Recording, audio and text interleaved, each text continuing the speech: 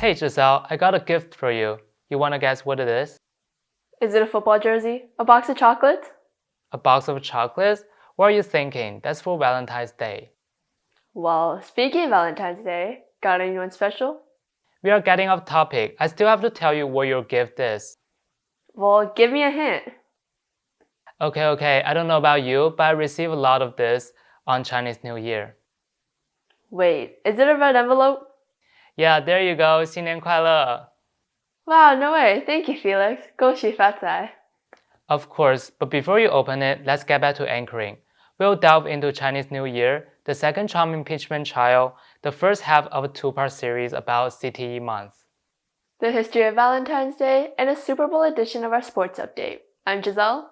And I'm Felix. Welcome to show 17. A great way to get ahead on college credits is to start now. Citrus College is offering high school students concurrent enrollment classes where you can start earning credits at your own time. This can save you a lot of time and money in the long run while also letting you explore different fields. The spring semester starts Wednesday, February 17th. For more information, contact Cassie Rubio at crubio@citruscollege.edu. Registration processes can be found at the link down below. Not a billion people at the Spring Festival, Chinese New Year, a 3,500-year-old celebration, brings together family, traditions, and the iconic red envelope. Wilson is here to decipher some of the symbols and traditions of this widely celebrated holiday.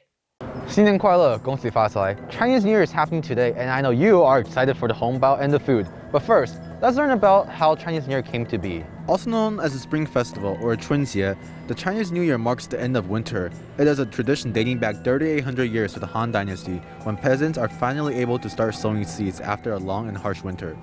The reason as to why Chinese people love red on Chinese New Year is according to a myth where a monster called Nian comes to the village annually and destroys everything. Eventually, the villagers found out that the fireworks and the color red scares it, hence why they loved wearing the color red on Chinese New Year. Enough history, let's talk about the more exciting part. And yes, I am talking about that red envelope. Red envelopes, also known as hongbao, is a traditional Asian gift where money is given in a red envelope as a way to wish someone good luck and fortune. On the day of Chinese New Year, most Chinese families will gather together to eat several foods that all signify good things in the year to come. During Chinese New Year, it's a tradition to eat fish because the sound of fish in Chinese is yu, and it's the same pronunciation as surplus. So if you eat fish, that means you are going to have surplus for the coming year. Eating fish on Chinese New Year is a way for families to hope that they will make so much money that some of it will flow into next year.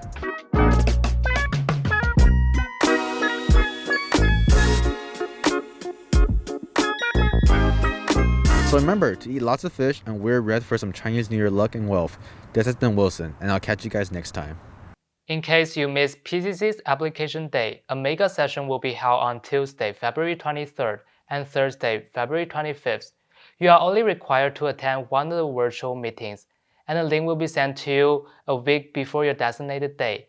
Make sure to create your CCC Apply account with the link down below before attending the meeting. Former President Donald Trump is the first president in history to be impeached twice. His widely controversial presidency was placed on the podium this week as he is tried in front of the Senate once again. Here's Riley to fill us in. The first week of Donald Trump's impeachment trial is over, and with it comes the practical assurance that Donald Trump is going to be acquitted from the single charge of incitement of a riot. This whole situation will heavily impact all future presidents to come. The main debate was whether or not the actions of Donald Trump on January 6th at the Capitol could be considered an incitement of an insurrection. Trump's attorney, who was recently brought on to the former president's legal team, brought his client out of the gate with a bad start, as he spoke practically off the cuff. If my colleagues on this side of the chamber actually think that President Trump committed a criminal offense, and let's understand, a high crime is a felony and a misdemeanor is a misdemeanor. The words haven't changed that much over the time. The overall substance of his legal arguments had shifted the goalposts away from whether or not President Trump caused an insurrection to if he should be on trial at all. Bruce Castor, Trump's attorney, argues that the trial is inherently unconstitutional since Trump is now a private citizen. Therefore, he cannot be charged with the supposed crime done in office using legal tools meant for a sitting official. Despite what would legally seem like an open and shut case, especially with Democrats asserting that the Capitol riot on January 6th does count as an insurrection caused by Donald Trump, it is unlikely that Democrats will be able to indict Trump, since they aren't able to secure a 2/3 majority. So far, President Biden has not offered any input on the impeachment and plans on focusing on his own legislative agenda as the proceedings unfold. If Donald Trump isn't convicted, this will create a solid precedent for the supposed January exception, allowing a president to do practically whatever they wished during their lame duck period and get off scot-free. I'm sure Nixon would have wished that he had a January exception. APN will be here as things develop further. This has been Riley Kovacev. Back to you guys. We all have role models in our life who motivate and inspire us. At Arcadia High, some of our greatest leaders are our Xingru leaders. Xingru is calling for all sophomores and juniors who are passionate and want to make a difference out of school. A mandatory meeting will be held on Thursday, February 18th at 1:30 p.m. Be sure to join the Google Meet link down below in order to submit your application on March 5th. Good luck to all those applying. Your typical classes may include reading, studying, and testing, all in that order, and it often doesn't change.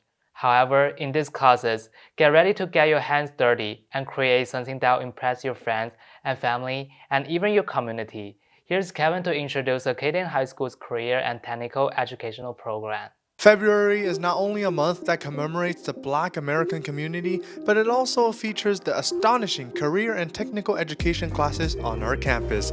Today, we'll be exploring our amazing dance, culinary, and engineering courses. We like to focus a lot on artistry, having students have the opportunity to create choreography, but also to give them the skills that they need to be great leaders, communicators, and students outside of the classroom. We also really focus on how to develop healthy and safe practices when dancing. So really focusing on how they can utilize proper techniques when they're performing elements to keep their bodies physically safe. So obviously the advanced class is more advanced, like we make harder dishes, we have more of a say in what we want to make. Like if we find a recipe that we really like, we can talk to our teacher, Miss Roswell, and she can kind of plan it out and have the entire class make it. We have its Introduction to Engineering Design, and in that course they learn 3D modeling and the basics of design. Principles of Engineering, the second course, is more of a combination physics class and programming. Engineering Design and Development, which you would call the advanced class, that's a competition class. That's where we take the skills we learned in the other classes and compete. We hope this story was informative to all of you. Stay tuned for more stories on the CTE program in our future shows. This has been Kevin. Stay safe, stay strong, and keep up the positive vibes. So Giselle, what are your plans for Chinese New Year? Well, this year not so much. We usually have a huge party with our family and friends. Same, but you can still celebrate in the house. Do you have any grand traditions you want to talk about? I actually do. My family and I make dumplings, and we put coins in some of them, and whoever finds the coin gets a huge surprise. Wow, that's awesome. How do you make them? I'll show you while we go on a break.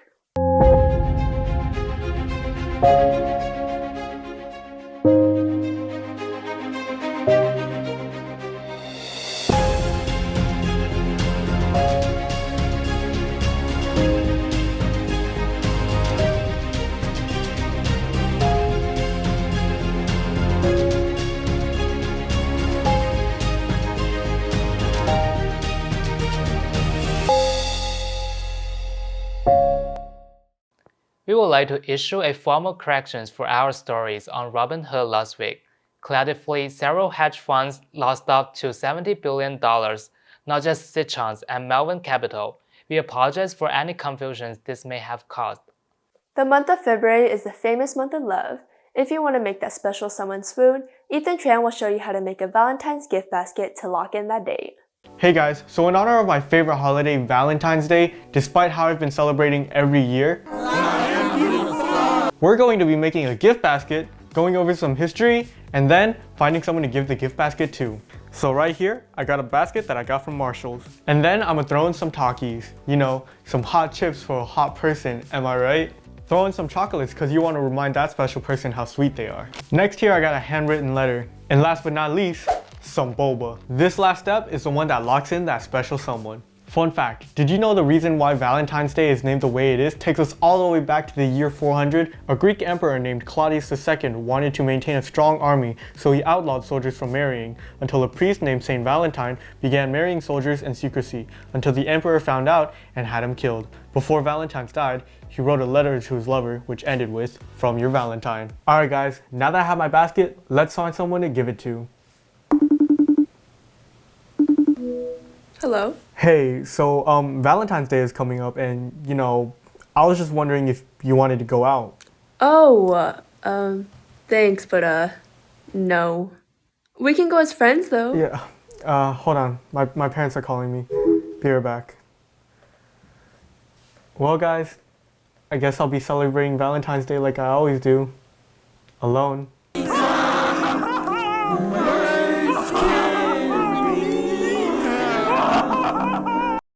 Last week, Arcadia Women's Club held their UCLA blood drive and were able to collect 24 life-saving units of blood from 33 brave donors.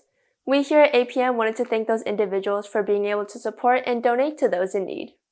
History has been made in the world of sports with the conclusion of the 2020 NFL season, the announcement of a revival of a beloved video game, and a blockbuster MLB chase and acquisition. Our sports crew is here to cover it all.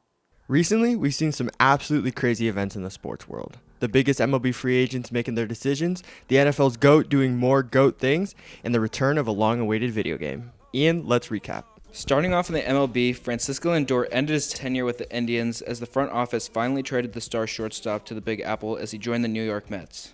After some tumultuous off-seasons with the Rockies, one of the league's best third basemen in Nolan Arenado was traded to the Cardinals for a flurry of prospects and $50 million. Lastly, with free agency coming to an end, the world champ Los Angeles Dodgers decided that they would get in the action too, adding the 2020 NL Cy Young Award winner Trevor Bauer to a stacked rotation that includes Clayton Kershaw, Walker Buehler, and David Price. I can't wait to see how these new players fit into their new homes. Now, some NFL news. In Super Bowl 55, we saw Tom Brady and the Tampa Bay Buccaneers face off against potential greatest of all time, Patrick Mahomes. Is it too early to call Mahomes a future GOAT? Probably, but his track record in his first 3 years puts him on course to be a legend. Alright, now to the game. The Chiefs came in as the favorites to win their second consecutive Super Bowl. However, it was the Bucs who took it straight to the Chiefs' defense as Tom Brady threw 3 touchdown passes, 2 to his favorite tight end, Rob Gronkowski.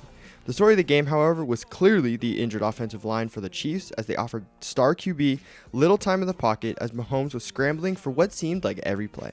The Buccaneers handled the Chiefs as it ended with a final score of 31-9.